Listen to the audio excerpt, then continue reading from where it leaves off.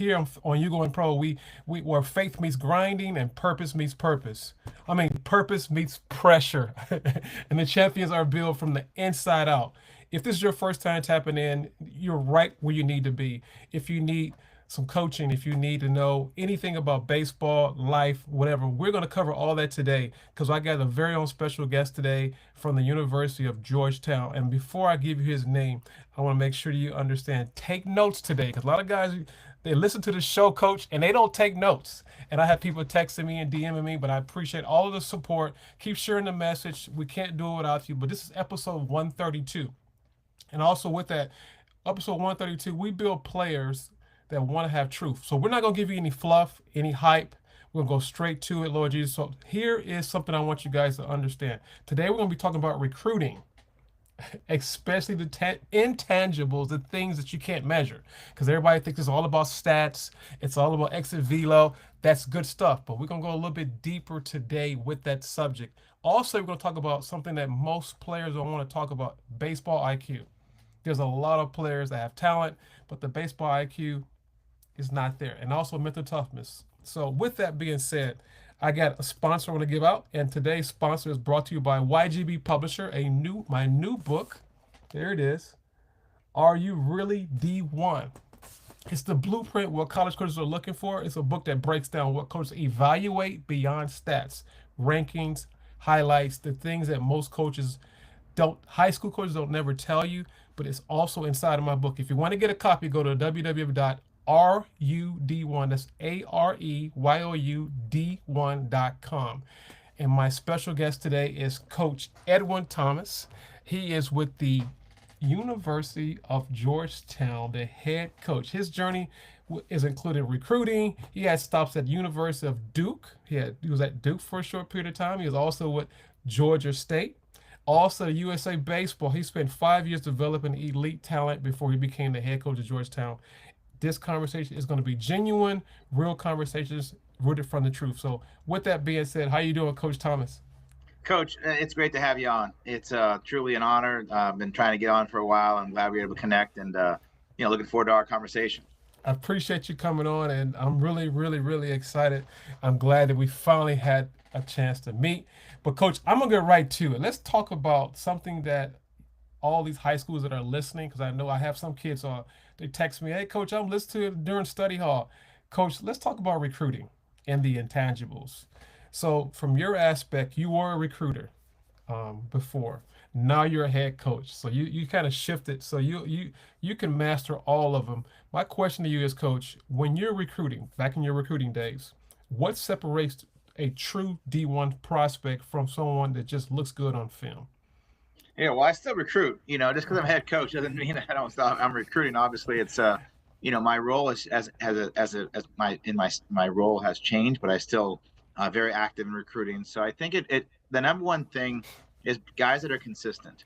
No matter when we go see them play, what they do, they're consistent. They're in their behaviors, how they respond, how they, good or bad, they're consistent. They're not roller coaster players, I like to call them, because when you have a consistent heartbeat, a consistent mindset, right. That allows you to be consistent in your gameplay over the course of time.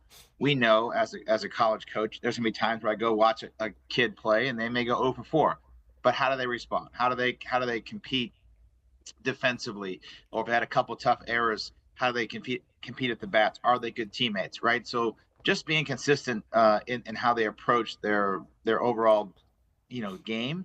Okay. That allows us to start as a starting point. And then the ones that I've had that have been really, really good, they're just ultra consistent. Okay. I appreciate you saying that, Coach, which brings me to that next $1 million question. During the visits and the conversations you have with the players, what are players being evaluated on and what should they don't usually realize? Their body language is one. Body right? language. Okay. That's a huge one. Even on a visit, there's times where I may be explaining to a kid, or I'm at a camp and, one of our camps, and I'm talking to the kids about, how we do things. And, I look sometimes in the stands and there's kids that are zoning out. And I'm just like, you guys have no idea how important that is. You can't pay attention to me in a 10-minute conversation about our program, what we're doing. how can I trust you to go make a play in the ninth inning when it matters the most, when the lights are the brightest? And so I think having that ability to just to have good body language. Same thing on the field. Are Mm, they the palms up, poor me face, or are they just like dig in, let's compete type face? And right. so those are things. And then having information. Recruiting is a two-way street, Okay. right? Like we're doing all this research on you as a player. We want to make sure you're doing on us. I Okay. think it's always I get frustrated when people don't. They send emails and it's the wrong name or it's the Oh. wrong school. Um, so that Oh. happens at least Mm, weekly, and it's wow. just like if you can't get the school right. And I understand you may copy and paste your email, but like it take time to change the coach's name and the school's name. But on the visit, how do they treat their parents? Oh man, When their that's good. parents are asking questions, they feel like is their body language annoyed because their parents are asking questions? You got to understand, as I'm a parent, you want Right. to find out all the information who's going to be with your son or your daughter, right? That's Like right. that's an important component. So just Wow. all those little things that you just kind of watch and see how people interact. How do they interact with our players? The feedback that we get from the players after how'd you like that kid or coach? He's really not for us. He's not about what we're doing. And Wow. that goes. It's I don't tell the recruits that. I am telling them now, but like um, that's fine. We want to make sure that it's a good fit. I got you what you're saying, Coach. I caught something you just said before I get into the next question on my next sponsor. You talked about body language. Yeah, I'm a high school coach here in South Florida, and that's one of my biggest pet peeves is body language because your body tells me everything. And also the way you perceive things, how you interact when I tell you something that you don't like. Going back to that part, because I'm a yeah, father too, and I know how that is. And I think as a father, which you're a father as well, I think I'm just born to be a coach because you're a father. Fathers always teach you something, he tells you something, and he's going to see how you respond to something. With that, you talked about something body language and how you talk to your parents, which nowadays kids are a little bit more entitled. I'm going to use that phrase because back when I was and you were kids, you don't talk back to your parents. You don't yeah, even ask right. a question. You just do what we say. So my question is this: what if there's a kid that has outstanding talent, but he just has a bad mouth? How do you handle that, Coach? A bad mouth, like in language. Yeah, he just Well, he just he's if he's in, very abrasive. Abrasive. What is? yeah, I think if he's in our program, one we try to help him grow. We talk all the time about growth in our program, and the growth is it's thrown around a lot, but like it's important, right? Like, and I always tell this, like I use this example a lot. I had a player a couple years back, back Okay. when I was a head coach at Eastern Kentucky, Okay. and he got out on a difficult call, and he came cussing as he walked towards the dugout and was obviously upset.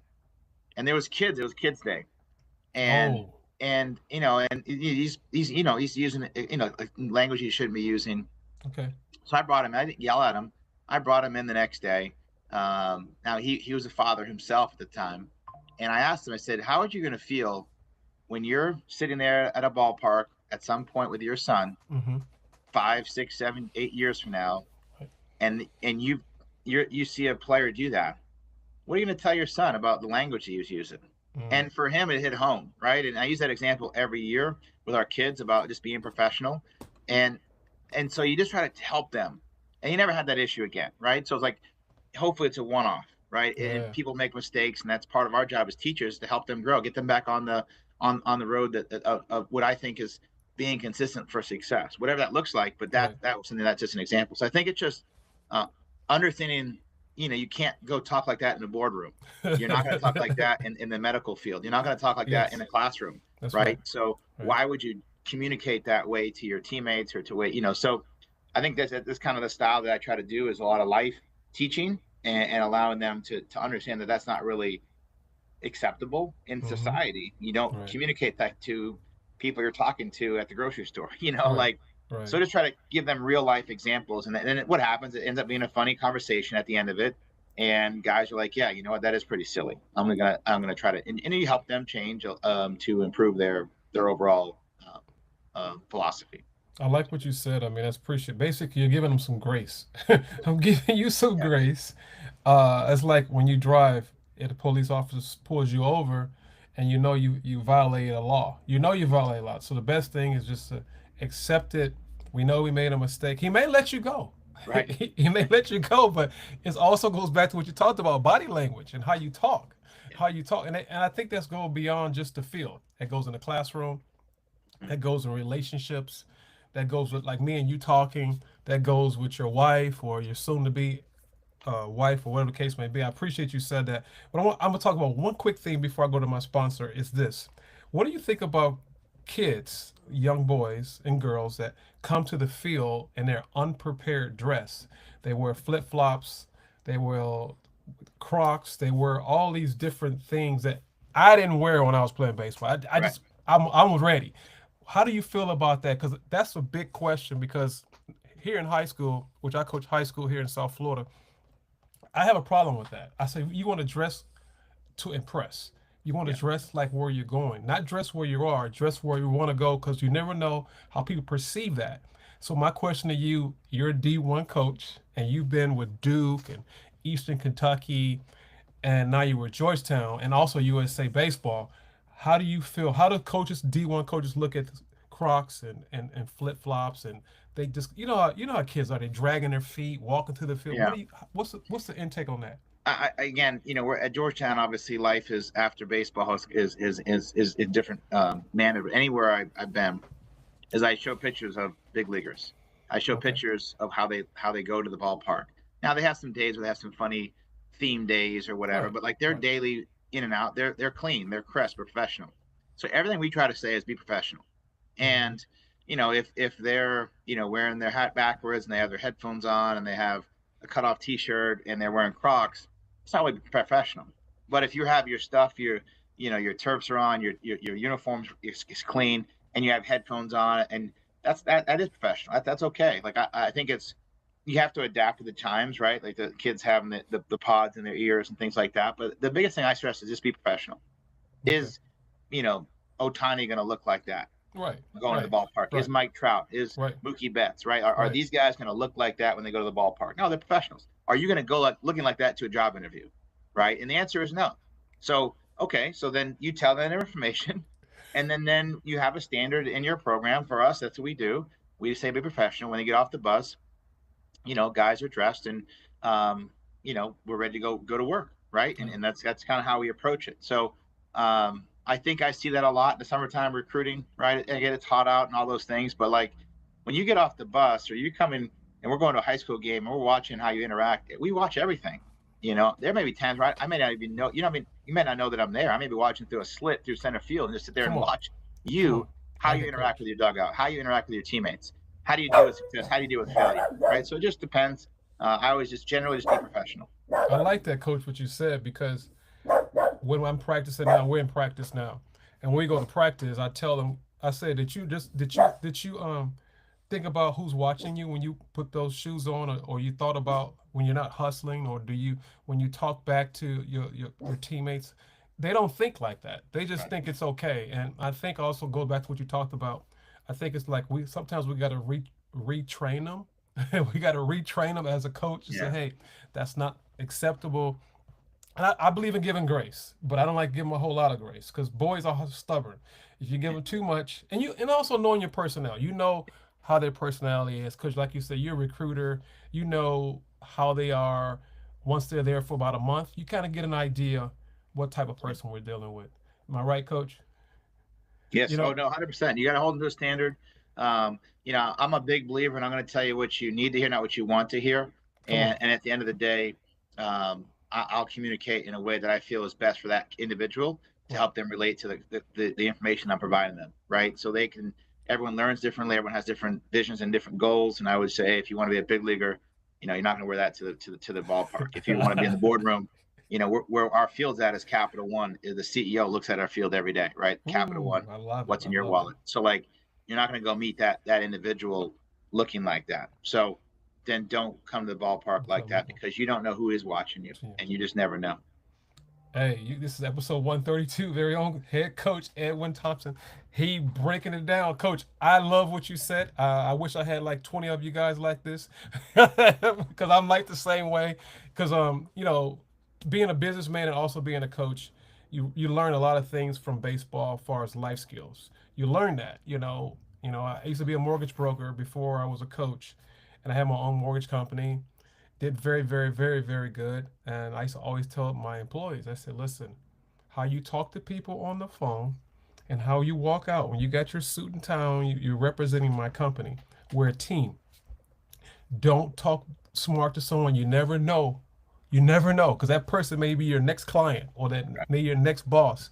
I thank you. I appreciate you saying that, Coach. That was very uh, needed information. Let's just put it that way. Which I'm gonna go to my episode. This is episode brought to you sponsored by Host. This is a hydration drink trusted by military, used for war camps and intense training environments. Host helps fight dehydration, sustain balance when grind gets real. Fight your thirst. Fuel your grind with Host. Coach, now I'm gonna get back to that next question. Is talking about recruiting. I'm talking about recruiting because you've come from a recruiting standpoint when you started your career at Duke. I didn't know you were at Duke, and it kind of worked out because Duke, Georgetown, they kind of very similar. I call them the upper echelon schools. That's what I call them because they have a standard. When you think of Georgetown, you think of, this is just me, you think of class. You just think of class. You think of Duke, you think of class. There's a few other ones like that. So if a player is trying to get recruited at Georgetown or wherever, we can just use that. What daily habits or standards should they start developing immediately? I think it doesn't matter what school you're looking at. I think be consistent in your daily work. I always tell young players, I ask them what their goals are, and they say, "Coach, I want to be a big leaguer." All right. Do you have big league habits? Ooh. Do you have big league habits to match your goals and your dreams? Right. And then most of the time they're like, well, they don't know what that means. And then Mhm. you have to explain to them what that looks like on a daily basis, right? To be consistent in your sleep, be consistent in your food, be consistent in your workouts. Well, I don't have any time. Well, do you have 5 minutes to do visualization, right?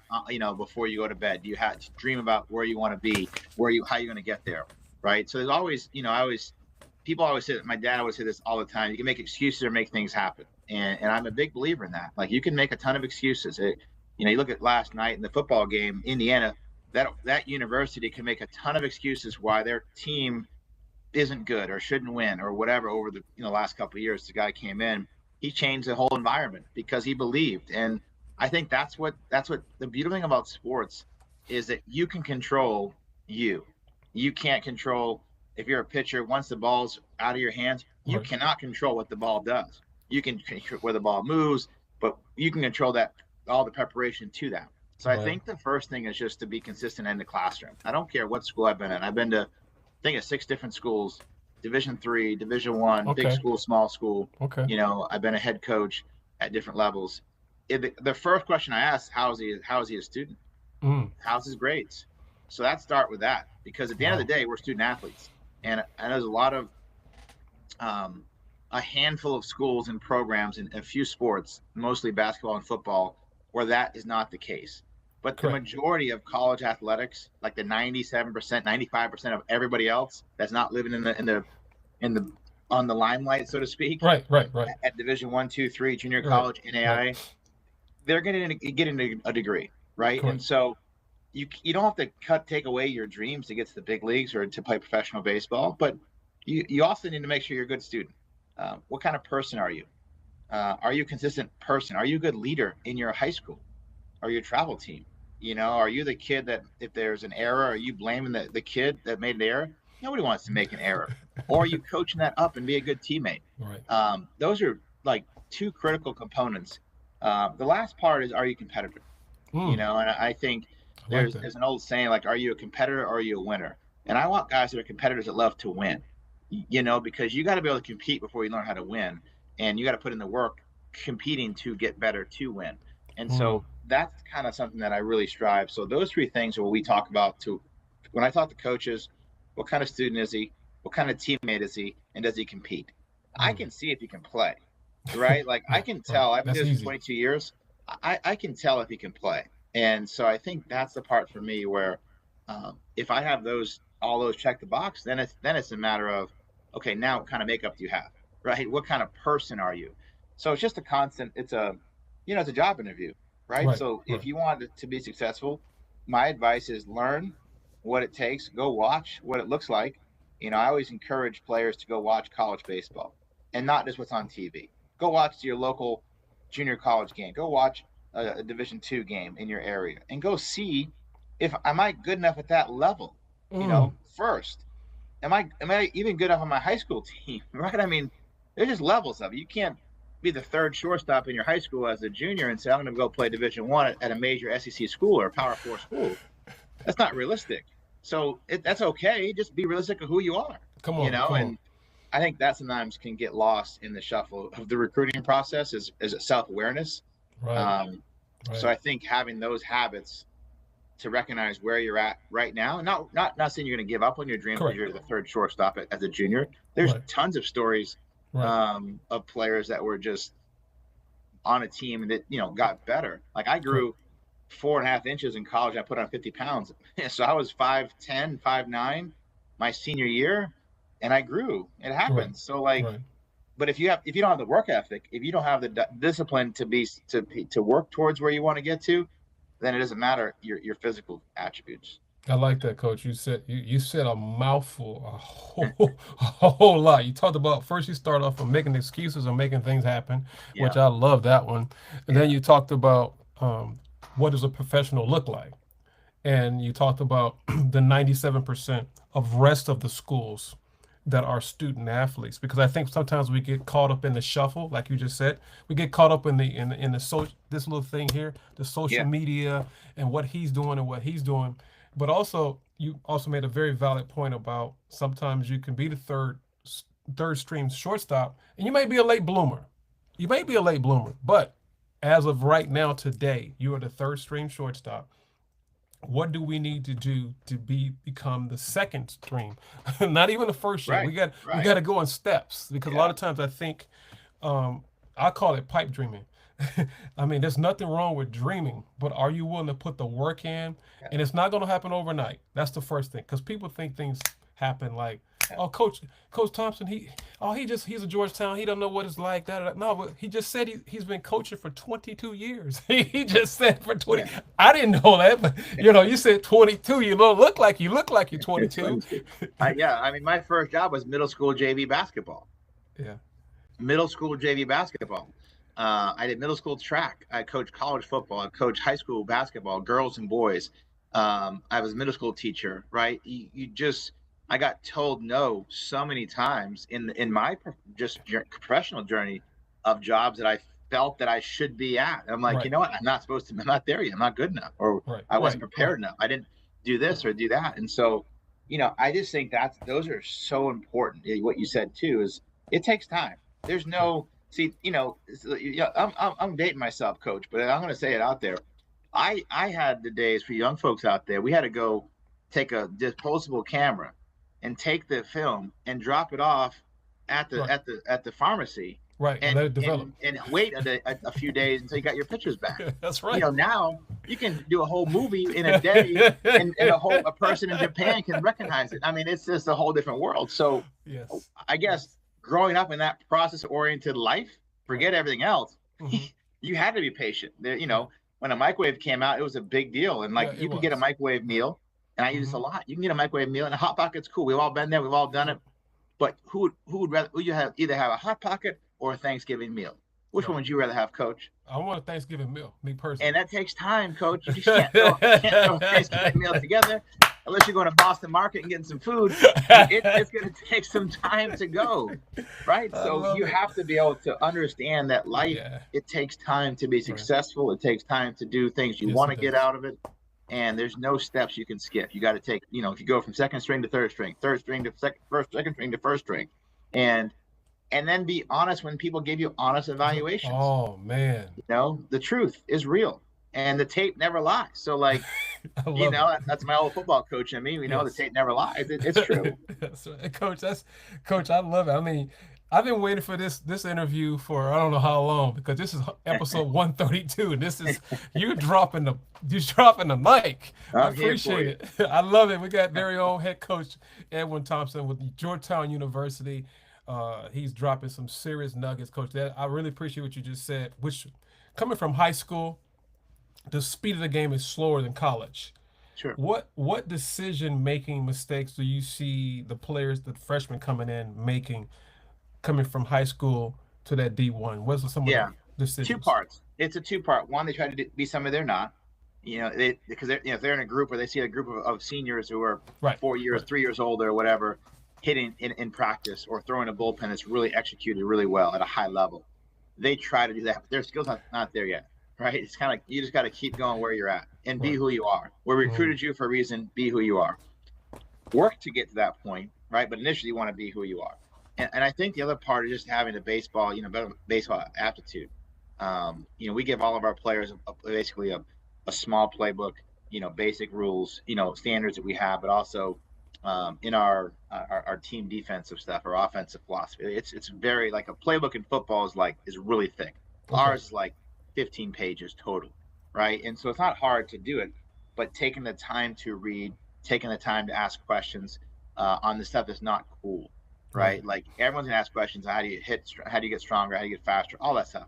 But what about knowing where to be on a first and third defense? Knowing where should I be as I'm an outfitter. So what does it matter where I'm at? Well, because you got to back up the base on the correct base, right? So knowing your system of whatever school that is, whatever level that is, those are things that outside of base running, I would say is the biggest thing that young, and I say that in throwing programs. So I'd say baseball IQ, base running, and Hmm. throwing programs are the three things we have to spend the most time on to do things the way we feel is the way to do them at the level we want to play at. Mm. Well, I'm glad you said that because baseball IQ is something that it's something that you have to catch it. You got to be in it to catch it.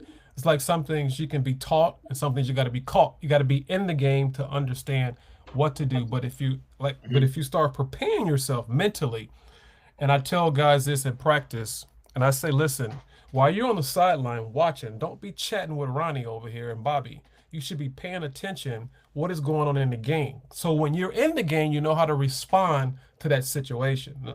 But nowadays, oh, coach, I know what to do, and then they get in there, Right.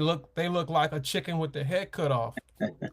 So right before I get into my 4 minute debate, my question is, how important is preparation away from the field, which we just talked about, film study, scouting reports, situational awareness once you hit that D1 level? Yeah, I mean, I'll give it. I've been around it. So Peyton Manning, the great quarterback, his football coach when I was at Duke was Dave Cutcliffe. They had him Yes. in college and whatnot. They knew him pretty well. He came back in the off season, right when he was coming back off injury. So he was working out at Duke, Okay. and he came and spoke to our team. And he had a quick, 30-minute. He was with us hanging out, and then he had to go. We're like, hey Peyton, this is the off season, right, at Duke. He's just there working Right. out. Did a workout in the morning. He goes, no, I gotta go back and watch film. And we're like, film from what? He goes, film for this morning's practice. And again, this is an off season visiting his old coach. This guy is a Hall of Famer because he was studying his practice film from the morning, Wow. had lunch, hung out with us, talked to us for a little bit, and then went back to watch film and then went and had another workout. Right? Again, there's no secret like to this whole thing. Um, we play 56 games at the Division I level. We play typically on Tuesday, Friday, Saturday, Sunday, Okay. and then you have class. Right? You have off days, you have travel days, you have practice, all sprinkled in. And so now with technology, we are able to have guys on their phones and they're on the app. We have all the video and things like that and the iPads, and so we have access to it, but it's how much are you going to put into it on your own time, right? There's only so much time we have. The Right. really good players study who they're facing. They're watching Right. the games on the internet before we play them. Right. So it's a constant level, right? You got to balance it all out. I mean, we're not professionals, right? So, at Georgetown, we're a top 25 school academically in the world. So it is hard. It is difficult. It is just about balance. And there's 168 hours in a week. And if you talk to your high school kids, I would say there's probably about 20 to 30 hours after eating, sleeping, going to class, transitioning, shower, all that stuff, that's just dead time. If you actually mapped it out, right? Roughly. And we do it all the time with our freshmen. And we basically come up with about 25 hours in a week after our baseball, after our meetings, after lifting, after study hall, all the different things they are required to do, Okay. where that's what makes people elite. Those Mm. 20 to 30 hours in a week that's what makes people. That's what separates the good from the great, I like and that. that's just the reality. And so, um, whatever you can do, as I said, 5 minutes of visualization after you play basketball. Okay, great. I played hoops too, and I went down to my little. I had a tee in my basement, did my 100 swings like Tony Gwynn taught me to, and every night, and then I would do some visualization because I grew up in Maine, so it was cold. It was you couldn't get outside. Uh, I I had a picture of a guy from Florida on a field saying, "Hey, we're outside while you're inside." Whatever it is to motivate you, right? Those are Right. just things that it doesn't take a lot, and small doses every day can add up into something bigger down the road. I like that, Coach. I appreciate this. Episode 132, very own Coach Edwin Thompson with Georgetown University. Coach, now we're going to go into the dugout. It's time to get into the dugout. There's Okay. no scripts, no safe picks, no any area you want. It can be Hall of Famers, Negro baseball. You only Yeah. get to pick two hitters, Two hitters. two pitchers. One's a starter pitcher and one's a closer. Ready? Let's debate. Go ahead, get your pitcher, get your players, and I'm gonna get my players. Let's go. Two Well, hitters. two hitters, two pitchers. We're on the clock now. Well, I'm gonna go Josh Gibson and Tony Gwynn Wow, because I feel Tony Gwynn can get on base and Josh is gonna hit him in. wow. What about your pitcher? Who's your pitcher? Well, hmm, You got to have a closer and a starter. okay, so it has to be close. I'll go Mariano Rivera. Okay. Um, I like him, and then I'll go with Bob Gibson. I mean, I'm gonna lay it out there. Wow, Let's you went hard. You went, Coach. You went too because hard. I But I'm feel that Bob, but Mariano behind that cutter behind Bob Gibson would be a tough situation. So I'm that is a looking tough. at That's a I'm managing tough the one. game. That's a real tough one. But I'm gonna go ahead and throw out my boy. I love my boy Barry Bonds. I'm gonna go out with Barry, and then I'm gonna go. Man, you you already took the one I wanted already. You took the one you already took him, so I can't take him. So I gotta figure out. I'm gonna have to take him. I'm gonna take him anyway. I'm gonna take Ricky Henderson because I know he's gonna get on, and I know Barry's gonna hit him in. Now my my pitcher is gonna be Satchel Paige, Okay. and I'm gonna have Nolan Ryan as a closer. Mm, So, you got those two. Satchel Paige, you got two old cats. I got Nolan Ryan. He can pitch. He can close. He actually was a closer. Then he yeah. became a starter. And then you got Satchel Paige. He's like another version of Ricky Henderson. Mm.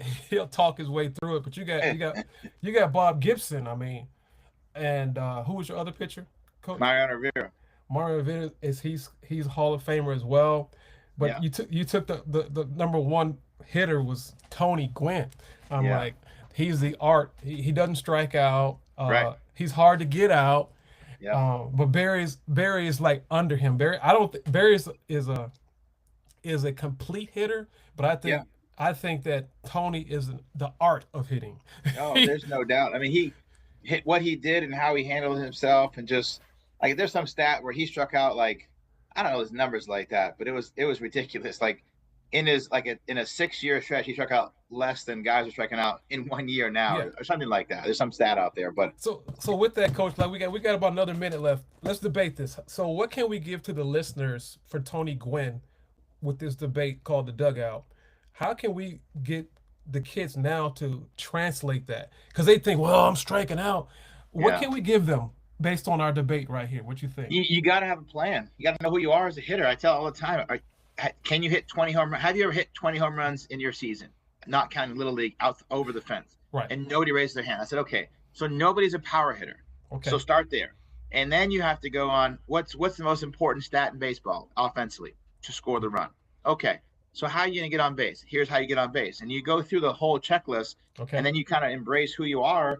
Once you embrace who you are as a hitter, as a player, Oh yeah. then you got a chance to be successful. If you're in that, I'm going to hit 20 home runs and I'm flying out every time. Well, you're 150 pounds, nothing against you. That's not going to work, son.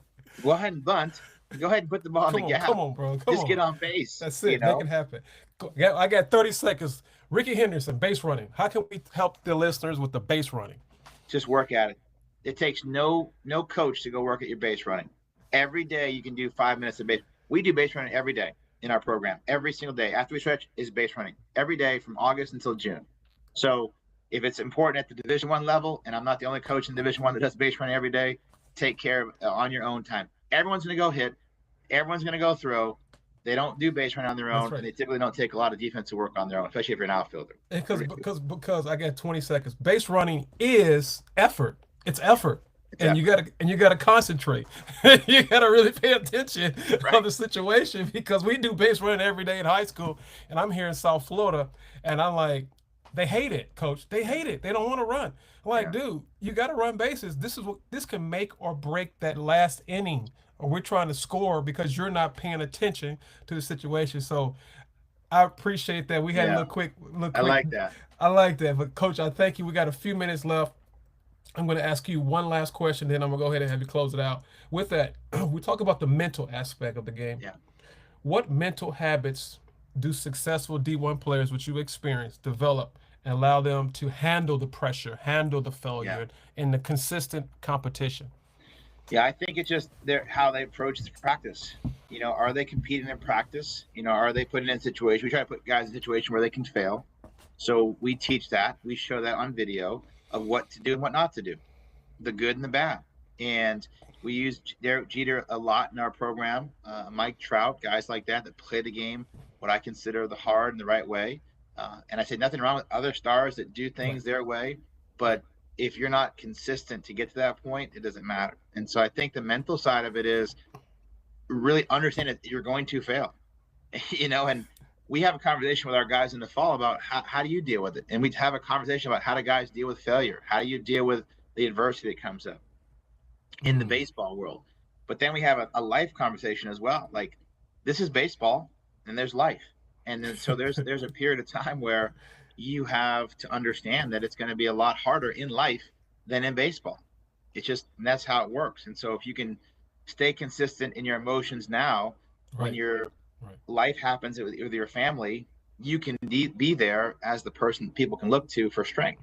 I got it. So I think there's parallels to it, and the more that people can understand that and recognize that now, wherever you're at in your journey, that you're not going to get a hit every time, you're not going to strike out every time on the mound, but recognizing that there's going to be times we're going to fail, and then the really elite players, they're able to manage their emotions. Appreciate that, Coach. Episode 132, we got very own Coach Edwin Thompson of Georgetown University. Coach, I want to say thank you. I know we got to get out of here, but if you can leave a closing remark real quick, and I'm going to close it out. But hey, it was worth the wait, man. I waited Yeah, and waited for this. It was worth it. I wish we had more time I because it's like know. I'm eating at, Right. chopping at it. But Maybe we'll have part two. Yeah, I think the biggest thing I would say is don't lose sight of when you started playing when you were 10 years old. okay, Don't lose sight of the joy of whatever you're doing, whatever sport it is.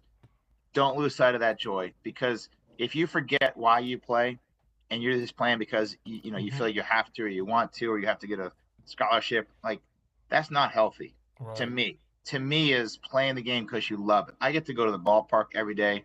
I'm blessed, and I'm so fortunate in that regard that I'm able to do that. At the same time, I try to have as much fun as possible. As obviously there's a time and a place like everything, but right. I would say that would be the biggest thing. Work really hard to where you want to get to. Have fun along that journey. And if you're the third string second baseman or shortstop or whatever, just embrace it and be the best teammate you can to work your way out to that next opportunity and take advantage of it when you get that chance to go out there and perform. Hey, thanks a lot, Coach. This is Coach Thompson. I appreciate it. It's been worth the wait. I've been waiting over a year, and I love it. Hey, for the people who are listening to this episode today, episode 132, don't just consume this episode. Listen, execute, and dominate. Take what you've heard today about recruiting, baseball IQ, mental toughness, and faith, and apply it. Champions aren't built overnight. They're built daily through discipline, belief, and action. This is a very own Coach Edwin Thomas with Georgetown University, episode 132. I'm tongue tied. This is very own You Going Pro podcast where purpose meets pressure, and also we develop proficiency on and off the field. See you next time. Thanks, Coach. I appreciate it. Have a Appreciate you. great day, man. All right. Bye bye.